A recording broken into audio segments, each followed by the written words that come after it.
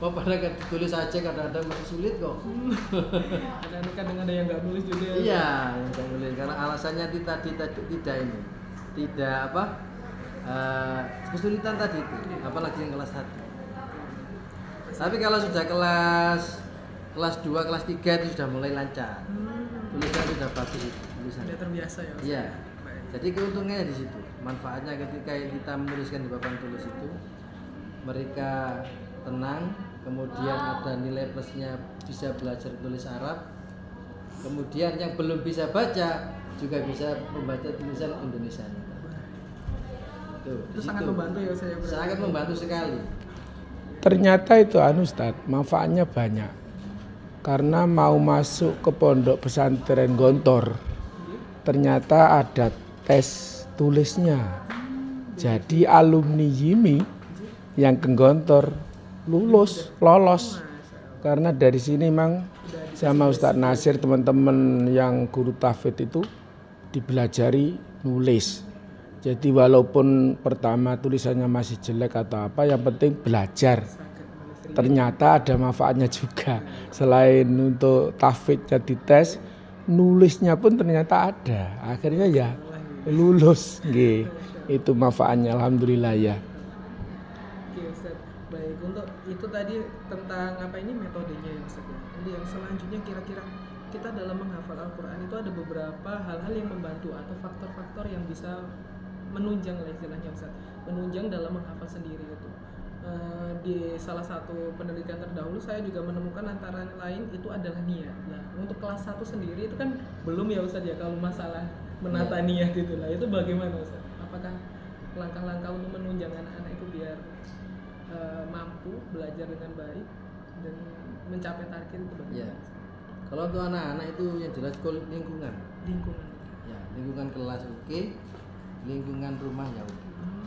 Jadi kedua-duanya. Lingkungan rumah dan kelas juga membantu. Lingkungan rumah dan kelas itu sangat membantu.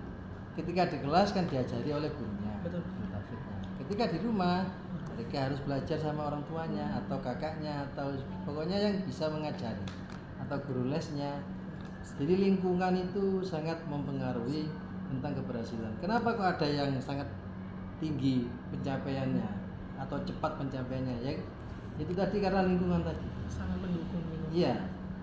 Rata-rata yang anak-anak yang pencapaian hafalannya tinggi atau banyak itu rata-rata di rumah didrill sama orang tuanya.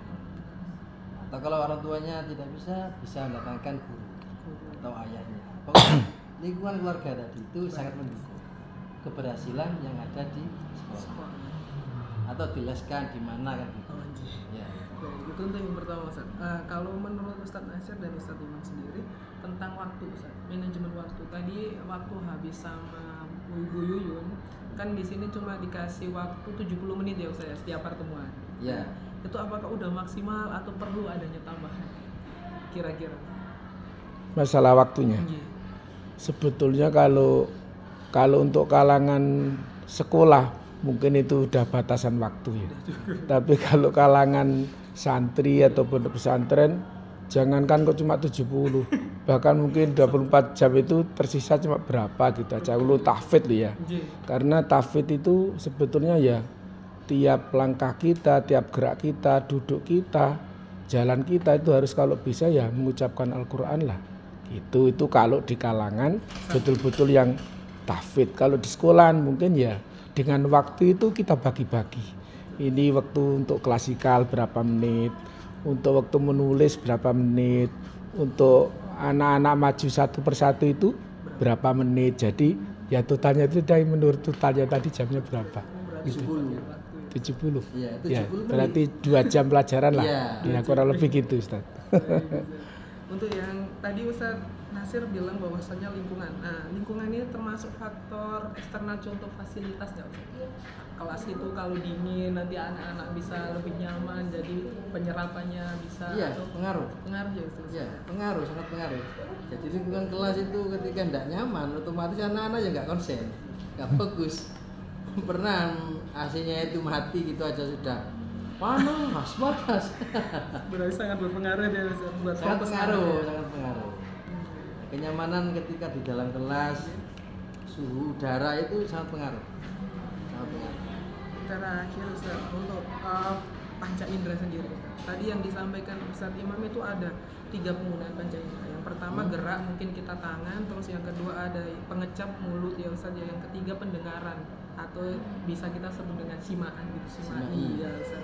Nah itu apakah bisa tanpa 3 panca indera itu kita menghafal Al-Quran? Cukup menggunakan entah itu pengucapan lewat talaki tadi atau harus menggunakan 3 aspek itu? Bisa ya menurut saya. Kan begini kan, setiap orang itu beda. Setiap anak itu beda caranya. Jadi ada yang kecepatan hafalannya itu lewat didengarkan saja. Ada yang tidak bisa seperti itu, malah sebaliknya dia harus melihat tulisan, harus belajar sendiri seperti itu. Dengan audio juga bisa. Audio itu biasa bisa MP3, bisa lihat apa ini, YouTube video itu juga bisa. Jadi itu sangat, istilahnya begini, itu perangkat-perangkat itu semuanya bermanfaat bagi mereka yang sesuai dengan apa ya kondisinya masing-masing. Kemudian saya tambahkan lagi untuk metode hafalan itu ya, itu kan sebenarnya tidak ada batasan atau metode yang pas saklek seharus seperti ini kan, tidak ada. Karena semua orang punya cara dan masing-masing, cara masing-masing. Pak Imam sama saya beda, caranya penerapan sendiri, penerapannya sendiri-sendiri. Dan juga memahami anak biasanya beda juga. Iya, makanya itu semuanya itu bermanfaat. Saling mendukung ya. Semuanya itu bisa digunakan. Oke, Ustaz. Kemarin dapat data dari Bu Yuyun tentang wali murid yang hampir kelas 1 pas 1 ya Ustaz, yang kemarin saya hitung 1 pas 1 itu 70% orang tuanya bekerja Ustaz. Orang tuanya dua-duanya sebagai seorang pekerja.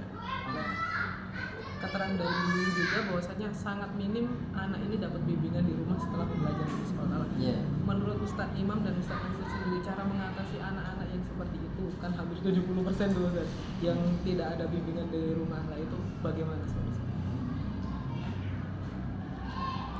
Kita tanya dulu kan biasanya, kamu di rumah ngaji apa enggak?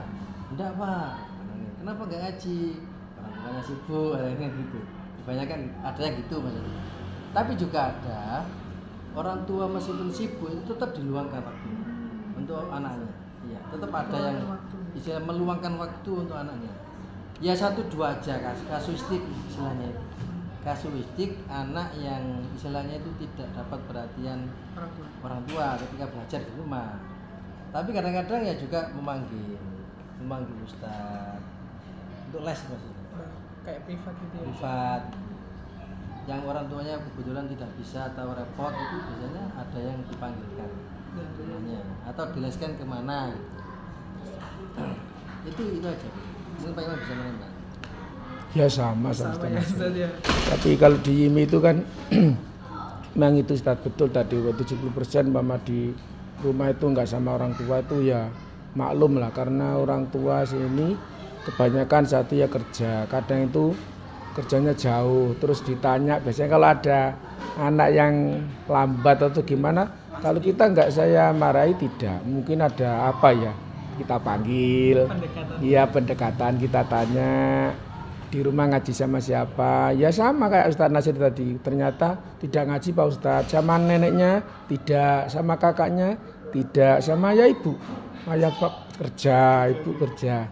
Tapi ya ada yang kalau di sini itu hafalannya lancar, terus targetnya naik, ternyata di rumah itu selain bantuannya wali murid, juga ada yang ngaji di tempat lain, contoh di Masjid Jami' atau di Ustadz Azim, itu kan juga ada tahfidnya umpama. Itu jadi bisa menunjang kalau kesininya. Jadi kalau target menghafal surat umpama surat Abasa, ternyata sudah hafal. Dia sudah setor Alim Fitor. Bahkan yang kelas 1 sekarang Ustadz, ini mau ikut sudah 2. Bahkan yang kelas 3 itu kalah. Setorannya sudah menyampai surat Al-Mutaffifin, An-Naba' Mutaffifin, yang bawah Ad-Duha sampai Anas tinggal berapa gitu. Yang kelas 3 anak berulang-ulang belum selesai. Nah, itulah Al-Qur'an ya. Jadi ada kelebihan dan kurang cuma sama anaknya aja. Istimewanya. Iya, betul. Baik, untuk yang terakhir Ustaz, saya ingin konfirmasi sedikit. Kemarin juga sempat di wawancara, sampelnya kan juga ada yang dari wali murid. Kemarin sempat istilahnya bertamu ke sana, tanya ada program waktu Covid nih. Itu ada program tentang murojaah kubro. Murojaah kubro atau murojaah malam istilahnya yang disampaikan oleh wali murid. Nah, itu apakah masih diteruskan sampai sekarang? Itu yang karena kemarin pandemi hampir 2-3 tahun, jadi program tahfidz kita alihkan Zoom dari rumah. Itu nanti satu ustadz berapa megang anak berapa, itu pun sama kayak di sekolah, nanti membacakan ayatnya berulang-ulang, ditirukan bersama. Setelah itu suruh baca. Berhubung itu hasil dari Zoom, itu ya juga kurang maksimal Ustaz. Karena kalau di Zoom kan tergantung internet sinyal kan. Betul, Ustaz. Kalau sini bilang A, sampai sana itu A gitu. Jadi ya kurang maksimal. Tapi ya karena untuk menanggulangi masalah belajarnya di sekolah libur, akhirnya tetap adalah belajar lewat Zoom. Kadang itu satu-satu, kadang biar anak itu betul hafal gimana caranya. Jadi ya terus berjuang waktu itu. Untuk wisudanya sendiri itu setiap tahun ada atau bagaimana? Setiap tahun ada. Tiap tahun ada ya. Yang kelas 3 itu targetnya harus selesai. Kelas 3 itu targetnya harus wisuda Ustaz. Tiap tahun. Juz 30 gitu. Ya, juz 30. Oke. Terus untuk ini Ustaz, kalau waktu pandemi kemarin, apakah wisudanya tetap dilangsungkan? Ada. Ada juga. Ada. Terbatas semua. Terbatas. Ada Terbatas. penurunan Yang penghadiran maksudnya nggak hadir. Yang Tapi hadir. untuk jumlah wisudawan sendiri ada penurunan atau bagaimana? Efek dari pandemi. Itu ya apa ya, yang pandemi itu efeknya akhirnya ya agak berkurang gitu Ustaz. Karena kan kurang konsen ya, terus hasilnya itu juga nggak maksimal karena nggak bertatap muka lewat sinyal. Kadang Pak Ustaz sinyalnya jelek saya putus, ya udah. Kadang itu ya, kadang itu ngajinya sambil mau rekreasi atau apa, keluar di jalan atau apa, kadang di mobil.